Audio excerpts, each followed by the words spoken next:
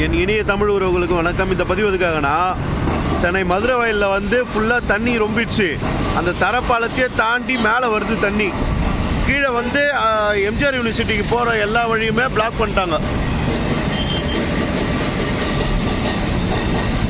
வழி ஃபுல்லாக அடிச்சிட்டாங்க பேரிகேட் போட்டு. தண்ணி மேலே வருது. இன்னும் ஒரு மழை பெஞ்சதுன்னா அந்த கம்பிக்கு மேலே தண்ணி போகும்.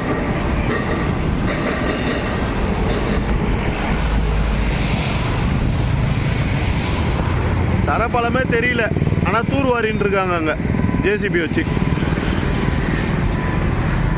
ஃபுல்லாக மூழ்கிடுச்சு.